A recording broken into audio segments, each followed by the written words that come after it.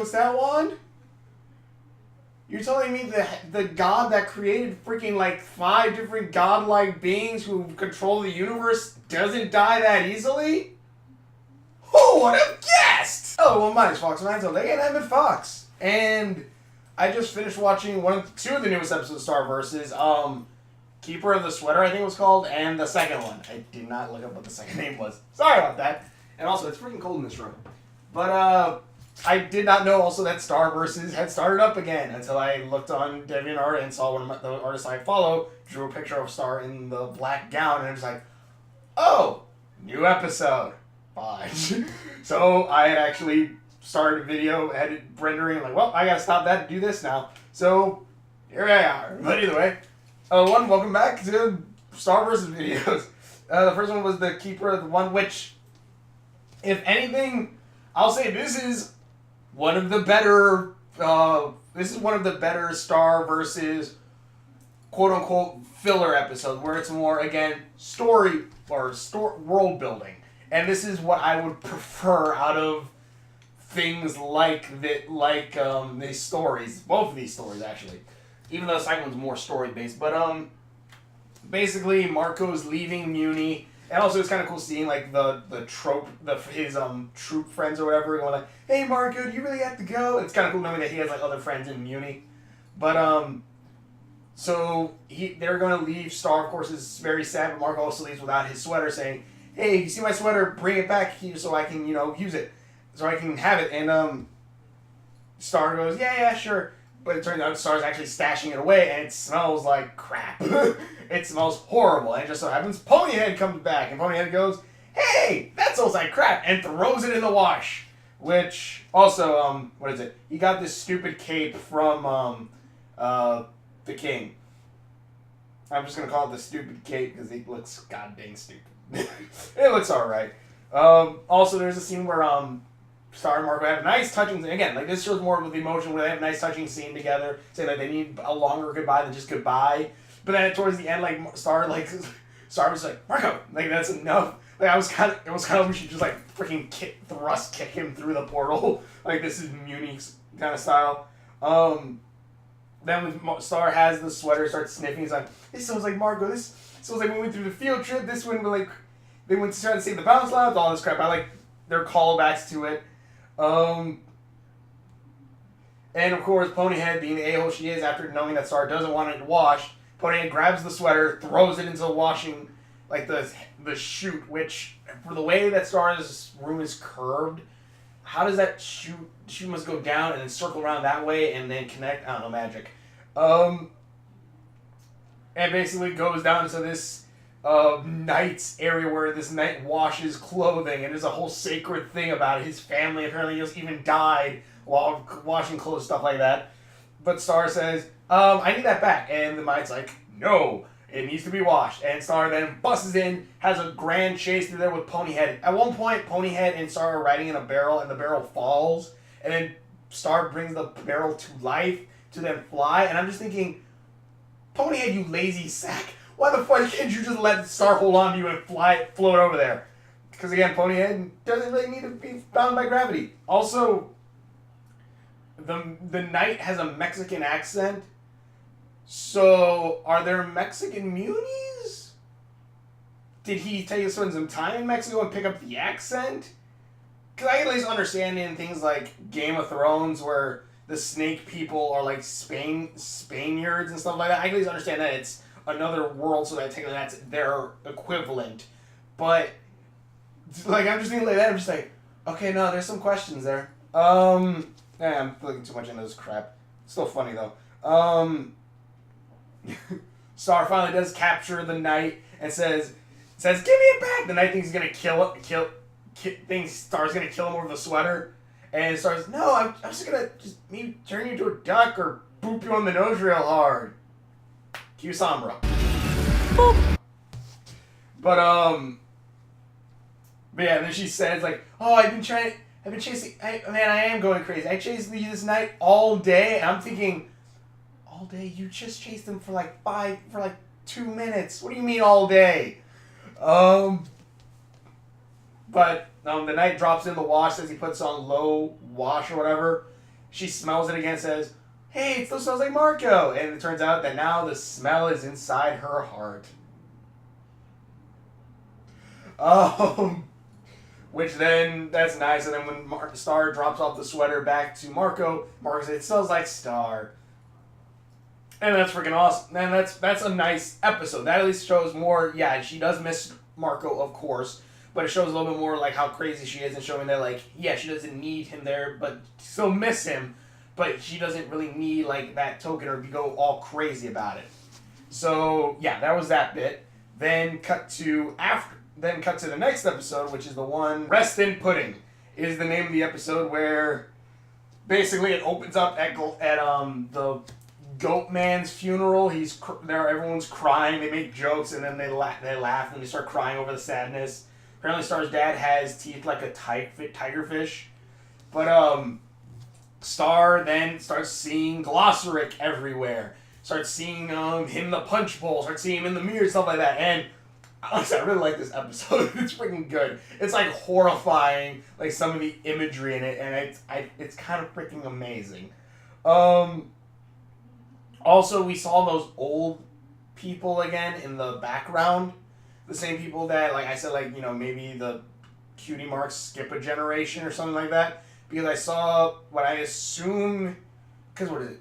Star's mom is dead, so I guess that would be, I don't know, did they ever show River's parents? I feel like they might have in that family reunion, but they showed the two old people from before, and I feel like they're a part of something. They have to be a part of something, I feel. But, because you saw them in the Ballad of Star Butterfly, so I want to know what the heck's up with them. There are some characters in the background which I feel like are part of something bigger. But, yeah, everyone's sad, and the Star says, I see fish in the punch bowl! I see fish in the punch bowl! I see Glossaric in the punch bowl! And Moon's like, you don't see Glossaric in the punch bowl! And I'm just thinking, okay, one, you're being way too dismissive. Well, this is Queen Moon who said that. Like, saying that you don't see Glossaric in the fish bowl. And I'm just thinking, you're being way too dismissive for, you know, a queen of a magical kingdom who wielded a magical wand, who has magical powers over butterfly people, who literally was trained by a goddamn god. You should really believe her. You should really have a more open mind, I think. But yeah, they disbelieve that an immortal like God can come back from death.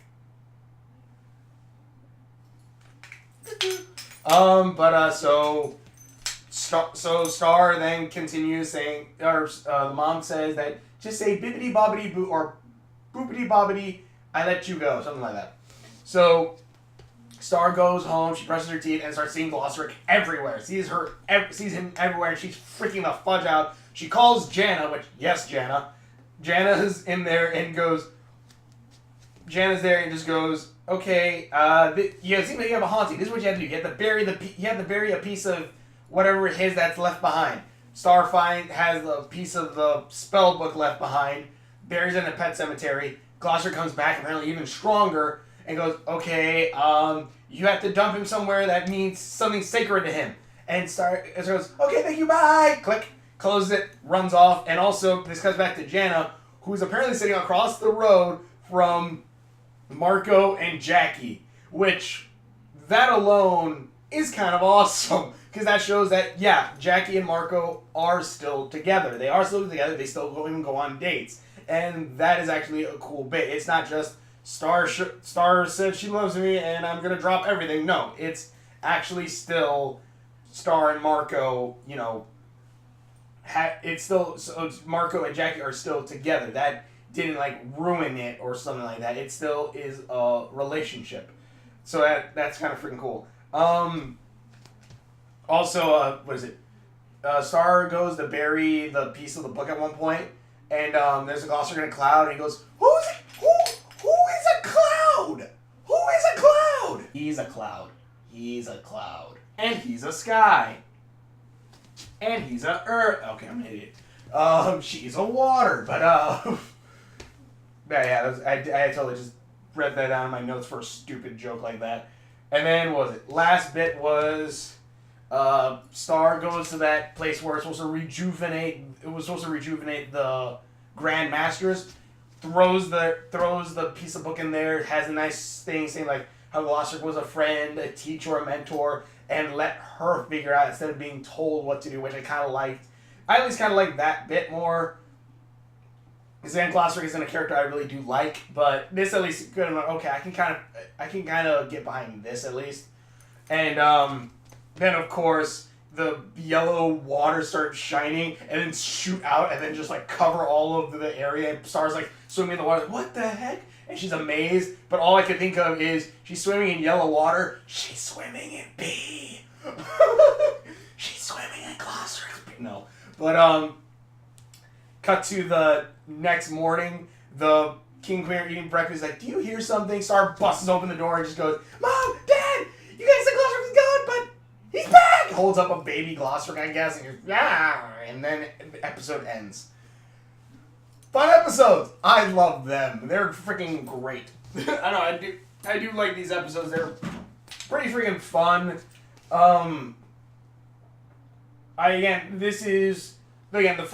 The first episode of this, the Keeper of the Sweater, I can't remember what it was called. Scent of a Hoodie.